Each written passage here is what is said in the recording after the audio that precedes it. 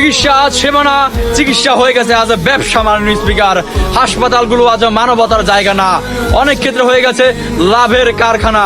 একজন গরিব বাবা তার সন্তানের চিকিৎসার জন্য ঘরের শেষ জমিটুকু বিক্রি করে দেয়, একজন মা নিজের গহনা খুলে হাসপাতালের বিল মেটায়, আর হাজারো মানুষ শুধু টাকার অভাবে চিকিৎসা না নিয়ে মৃত্যুকে মেনে নেয়। এই কি সেই বাংলাদেশ যেখানে মানুষের বেঁচে থাকার অধিকার থাকবে? মাননীয় স্পিকার, সরকারি হাসপাতালে গেলে বিছানা নেই, ডাক্তার নেই, ওষুধ নেই, আর বেসরকারি হাসপাতালে গেলে বিল দেখে মনে হয় জীবন বাঁচানো নয়, জীবনটাকেই বিক্রি হয়ে যাচ্ছে। আমি স্পষ্ট করে বলতে চাই, এই অবস্থা চলতে পারে না, চলতে দেওয়া যাবে না। আজ যদি আমরা এই বিষয়টি নিয়ে কঠোর সিদ্ধান্ত না নেই, তাহলে জনগণ আমাদের ক্ষমা করবে না। কারণ যে দেশে মানুষ টাকার অভাবে চিকিৎসা পায় না, সে দেশ উন্নত হতে পারে না, মানবিক তো দূরের কথা।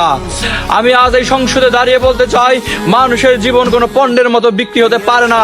চিকিৎসা মানুষের অধিকার, দয়া নয়, অধিকার। তাই আসুন আমরা প্রতিজ্ঞা করি, এই দেশের কোনো মানুষ যেন আর চিকিৎসার অভাবে কাঁদতে না হয়, কোনো পরিবার যেন আর হাসপাতালের বিল দেখে ভেঙে না পড়ে। মাননীয় স্পিকার।